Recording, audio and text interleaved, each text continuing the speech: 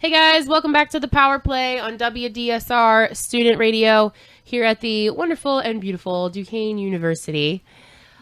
Before the break, we were talking about some of the contenders for the NHL awards for the 2013-14 season, and definitely some good players that are up for nomination this year. But there's a couple more that we need to touch base on. First is the Calder Award. Or the Calder Trophy, I'm sorry, and that's for Rookie of the Year. And as of right now, the leading contenders in that category are McKinnon, Pallet, and Trouba. And all three of them have really had outstanding seasons as rookies. The one that I have heard the most about has been Jacob Trouba, though. So I would really like to see him win the award. He's had a fantastic season. But like I said before, as with all the categories, each one of those young guys is very deserving of it. But as of right now, Trouba, he's second among the rookies with 105 blocked shots for the Jets right now. And he has 22 takeaways. And he's one of the few defensemen that can actually step up and play a shutdown role. And I think that's huge, especially as a rookie. That means he's got a bright future ahead of him. So I think he's my number one pick for the Calder Trophy. So what about you guys? I'm gonna have to disagree. I'm gonna have to go with the fan favorite Nathan MacKinnon for the Avalanches. Right now, he's leading rookies with 55 points in 73 games. He's got 23 goals and 32 assists. And what most people thought was going to be a learning year for him and the Avalanches has been an outstanding offensive year for him. He's been playing sort of a good amount of minutes, and he's been giving them a strong offensive force, which this Colorado team has just thrived off throughout the year. And the interesting thing about MacKinnon is, well, I guess it's not interesting. It's just a straight fact. I know everyone here in Pittsburgh kind of harps on the fact that Oile Mata is only 19. MacKinnon is only 18, and he's putting up these huge numbers. And I agree with you, Chris. He's definitely the number one contender, especially for me, for the Calder. Yeah, he has had a very impressive season, but I do think that having the Colorado Avalanche, that team behind him, is definitely helping him out. Whereas the Jets have kind of been struggling as they have in past seasons too. So I don't know, maybe that's just like the underdog story that I'm going for with that. But like you said, I'm actually very surprised that Olli Mata is not. That was my thought. His name didn't even come up in the top couple contenders, and maybe I'm a little bit biased because we live in Pittsburgh, but I think he's had a tremendous season, and I don't know if they factor this into that. They probably don't, but he also has an Olympic medal. So, I mean, the kid's 19 years old, playing in the NHL, one of the top team men, gets a lot of ice time, and he has, the bronze from the Olympics. So, I guess it depends on what news organization you are looking at. I mean, some might have Mata listed at number 3, MacKinnon at 2. You never really know. At this point, you can list by preference, who you're biased to, or you can look at the straight numbers. Personally, I think it's between Palat and MacKinnon. As far as if it's a 1-2 race, I feel like those two have the most impressive statistics. Going back to Palat, he has a plus 27 mark, and he's in the lineup every night. He's got 51 points. I believe the stat which I read was he's played more than 20 minutes in 5 out of his last 6 games. For a rookie is tremendous. And you have to look at those minutes and how often they're playing. And for first-year play to be averaging more than sort of 18, 19 minutes, especially in a sort of a long stretch, just a 6 or 7 games, has to be very impressive. I know a lot of those guys are very physically prepared before they enter the league. But for a rookie, it's tremendous to see them playing sort of average of 20 minutes, 19 minutes, and scoring sort of at least a point or two in most of the games they play. Yeah, and I agree. And that's one of the reasons why I'm shocked that Mata isn't in the running for it, because his ice time numbers are kind of up there too. But, yeah, I know. I guess it depends on the source that you look at and who's talking as far as what their nominations and their picks are. But, yeah, MacKinnon's definitely, he's going to be a strong contender. But, yeah, I think I'm going to go for the underdog story in this one. I'm maybe Trouba pull an upset. You never know. I'm going to have to go with the favorite MacKinnon. I feel like he just has too much behind him, and that Avalanches team has shown what a good rookie he can be. And I know you're only as good as the team that surrounds you. But McKinnon's been a standout this year. He's been lights out for me. I feel like we're all looking at the Avalanche and its players with how great they've been this year.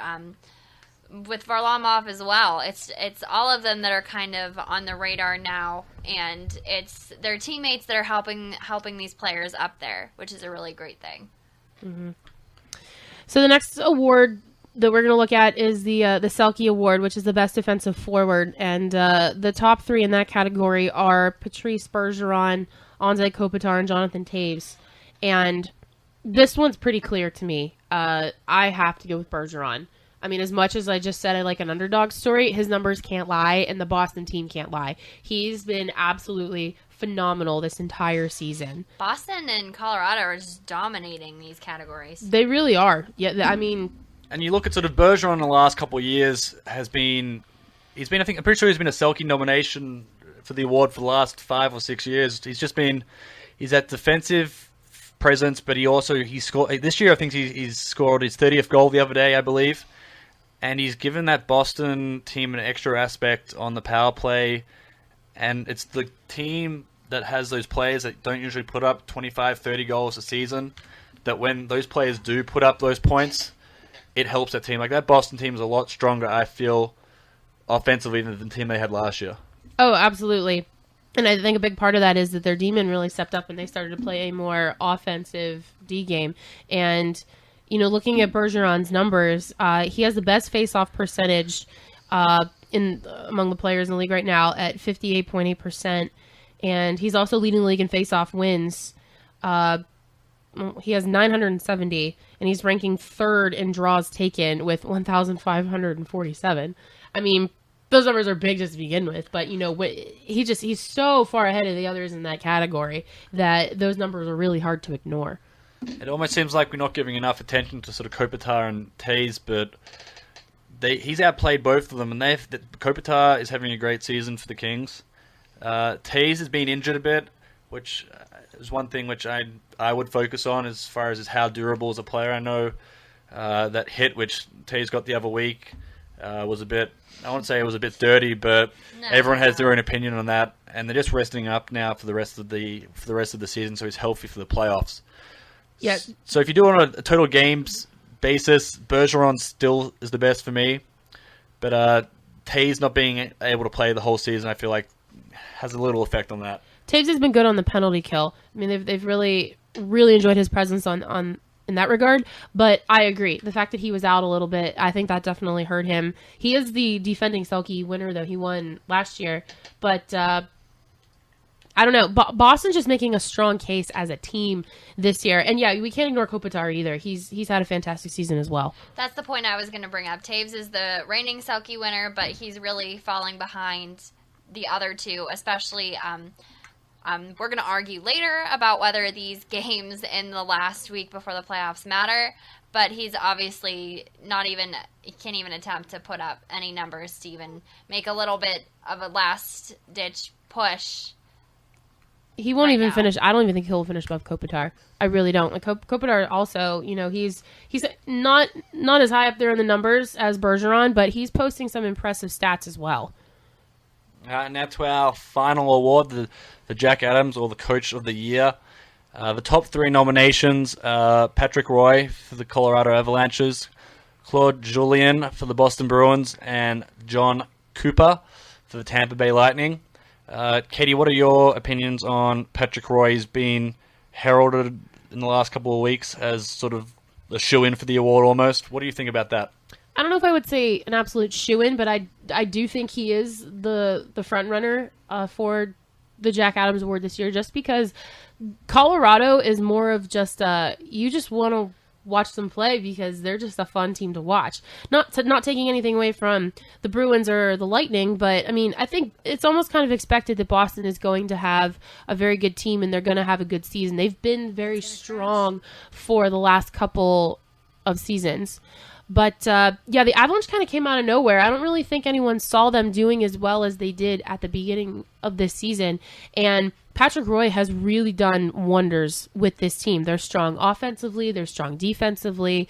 They play with passion. They never give up. And I'm going back to, they just played the Penguins the other night.